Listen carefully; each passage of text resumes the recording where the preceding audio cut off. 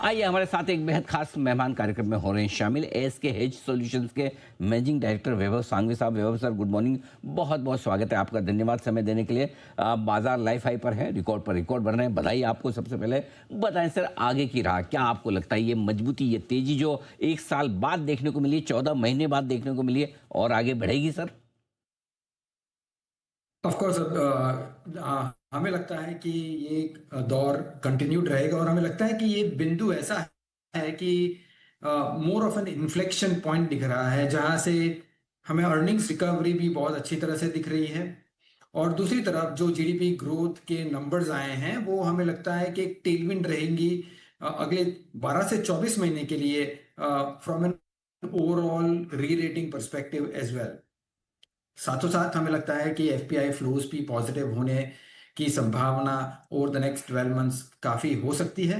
और इसी के कारण जब हम हर एक पहलू को देखें at this point in time, तो all are appearing in the direction जहां से हमें लगता है कि मार्केट को मोमेंटम बरकरार रहेगा और अच्छे रिटर्न की भी संभावना over the next 12 to 24 months में है। आपने कहा भी कि तिमाही नतीजे रहे मजबूत और अच्छी उम्मीद है आगे वाली आने वाली तिमाहियों में, लेकिन आगे आने वाली तिमाहियों में जो आपको अच्छे नतीजों की उम्मीद है, उसके पीछे क्या कारण है? क्यों आपको लगता है कि अगले 6 महीने कंपनियों की कमाई के लिहाज से पिछले 6 महीनों के मुकाबले में बेहतर होंगे सर? सी अगर आप देखें कि लास्ट क्वार्टर में एक पहला क्वार्टर था जहां हमने थोड़ी मार्जिनल अर्निंग्स अपग्रेड देखी है। साथों साथ अगर हम कॉर्पोरेट कमेंट्रीज देखते हैं on terms of the conference calls, तो हर एक मोस्ट ऑफ द कॉर्पोरेट्स ये बात कह रहे हैं कि सेकेंड हाफ ऑफ FY 2026 वो पहले हाफ से बेटर रहेगी। लास्टली, जब इकोनॉमी इतनी रैपिड पेस से रिकवर हो रही है, तो उसका डायरेक्ट या इनडायरेक्ट असर from a corporate earnings generally आता है। तो लास्ट 2 क्वार्टर से हमने देखा है कि जीडीपी ग्रोथ ओवरऑल एक्सपेक्टेशन से थोड़ी बेहतर रही है। जनरली 6 महीने के लैग से कॉर्पोरेट अर्निंग्स ग्रोथ होती है, और ये सभी पहलू अगर हम देखें तो कन्वर्ज हो रहे हैं एक साथ टू इंडिकेट कि अगले 6 महीने में अर्निंग्स बेटर रह सकती है। नॉट ओनली अगले 6 महीने में, अगर आप FY 2027 की भी बात करें तो करीबन करीबन 14-15% ईपीएस ग्रोथ की एक्सपेक्टेशन है। सो जिस हिसाब से हम ग्रोथ देख रहे हैं, वैल्यूएशन रीजनेबल देख रहे हैं, हमें लगता है कि यहाँ पे रूम अच्छी तरह से बन रहा है। ओके, बहुत ही बढ़िया। तो आगे कैपेक्स की वजह से भी, कंजम्पशन की वजह से भी नंबर्स बेहतर होने की उम्मीद आप करके चल सकते हैं। ऐसे में सर क्या पसंद है आपको, कहाँ पैसा लगाना आप प्रेफर करेंगे इस बाजार में? अनिल जी, अगर हम देखें कि पहले 10 साल इस गवर्नमेंट में सोल फोकस सप्लाई साइड था, जहां केपेक्स की काफी बड़ा स्ट्रेस दिया था।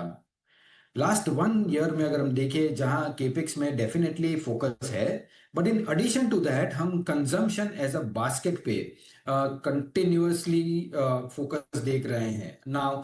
चाहे वो सेंट्रल गवर्नमेंट हो या स्टेट गवर्नमेंट हो या सेंट्रल बैंक हो, अगर हम देखें तो all all of the pieces are coming towards that common ground जहां कंजम्पशन रिवाइव करने की बात आ रही है।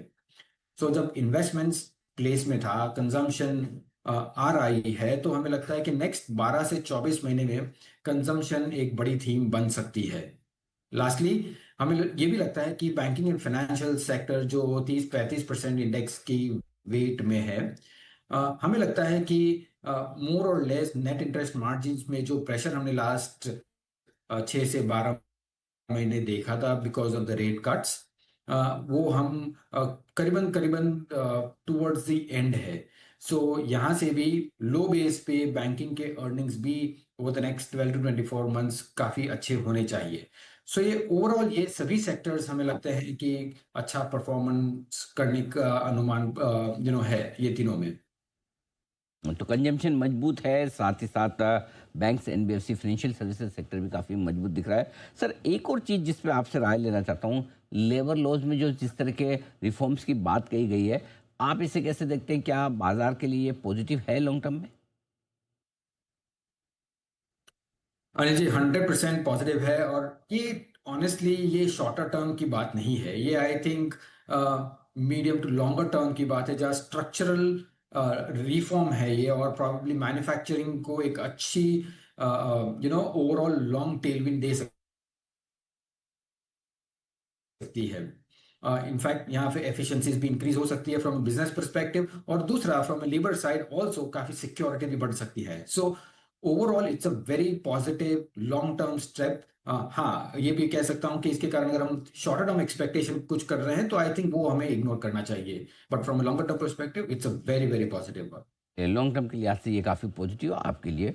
लेबर लॉज में जिस तरह के बदलाव किए जा रहे हैं। वैभव सर, बहुत बहुत धन्यवाद, आपने समय दिया, विस्तार से बातचीत की। जल्द आपसे फिर मुलाकात होगी। आज के लिए बहुत बहुत शुक्रिया। छोटे से ब्रेक का वक्त है। ब्रेक